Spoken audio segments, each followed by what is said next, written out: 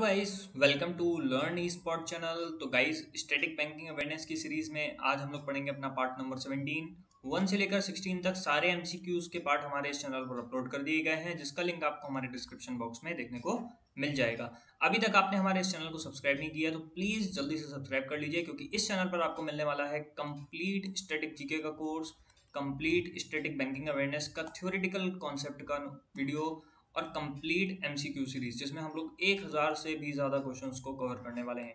तो अभी तक आपने हमारे चैनल को सब्सक्राइब नहीं किया तो प्लीज़ सब्सक्राइब करिए, और अगर आपको ये वीडियो अच्छा लगता है तो ज़्यादा से ज़्यादा लोगों को शेयर करिए। हम लोग इंस्टाग्राम, टेलीग्राम, फेसबुक, यूट्यूब हर जगह पे हैं, तो आप लोग सब जगह जाके हम लोग को फॉलो कर सकते हैं। ठीक है, तो आइए अपने इस वीडियो को स्टार्ट करते हैं। तो पहला क्वेश्चन है हमारे पास, RBI was nationalized in the year. RBI कब नेशनलाइज किया गया? तो याद रखिए 1949 में आरबीआई का नेशनलाइजेशन किया गया था।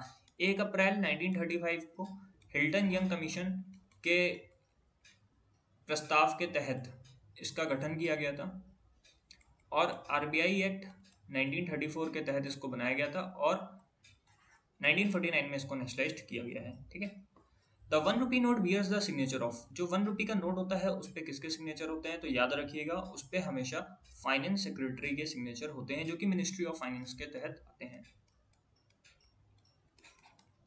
नेक्स्ट क्वेश्चन है, the tax levied by the local government that is municipal corporation and municipalities is known as.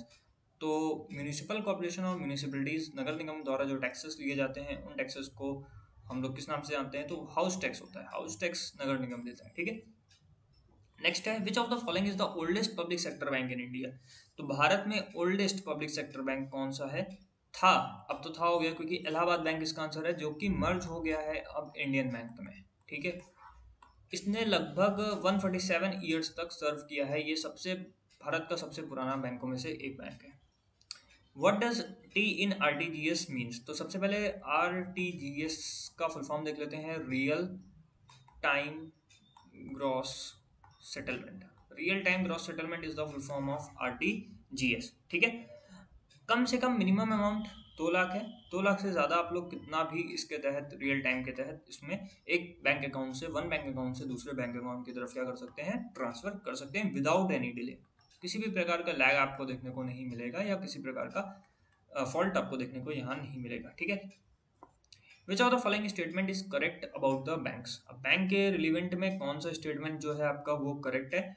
तो इसका आंसर जो है गाइस हमारे पास वो है कि bank can accept both demand and time deposit from the public. तो इसका सी आंसर है। नेक्स्ट क्वेश्चन, एफएमसीजी के बारे में बात करी जा रही है। तो एफएमसीजी में सबसे पहले हम फुल फॉर्म देख लेते हैं। एफएमसीजी का क्या होता है?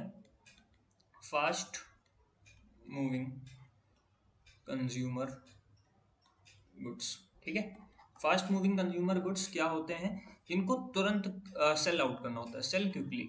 ठीक है, जैसे कि कन्फेक्शनरी आइटम्स हो गए, एक एग्जांपल।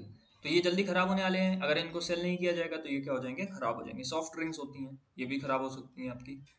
ठीक है, तो इसमें सी का जो हमारा पूछा गया तो इसका आंसर है वो कंज्यूमर।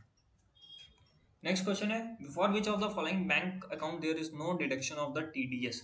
टीडीएस किस पे नहीं कटता है? तो याद रखिए आपका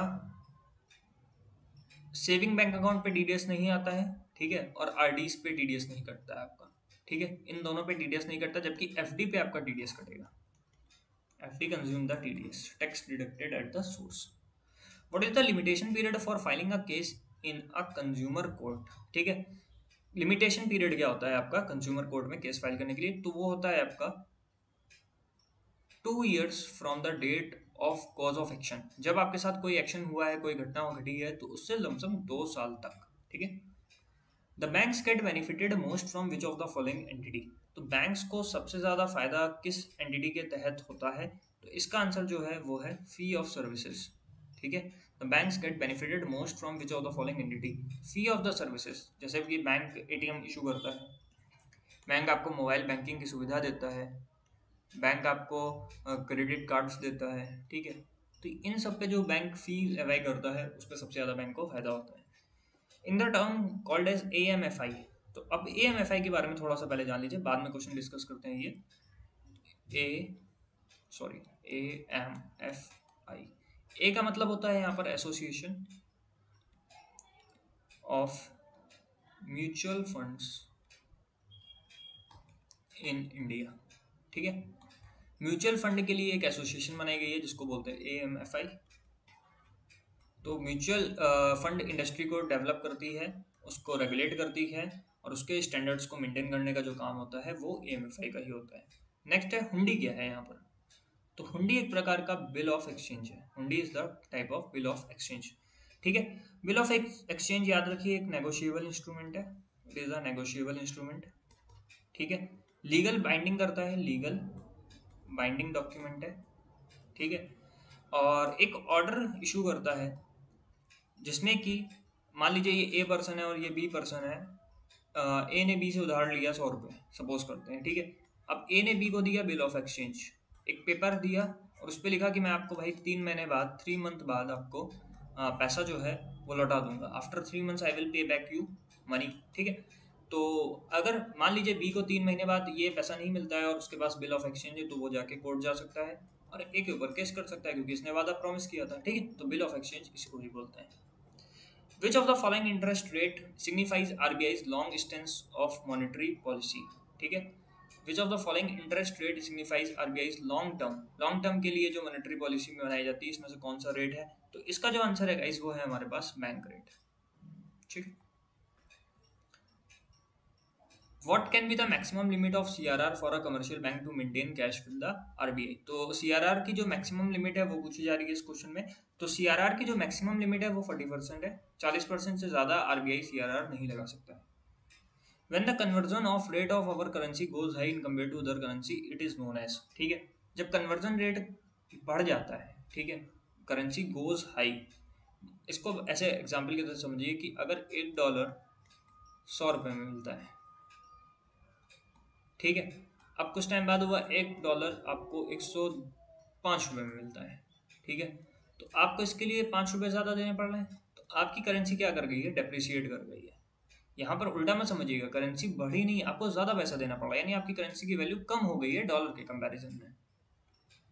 IFSC इन अ चेक मीन्स।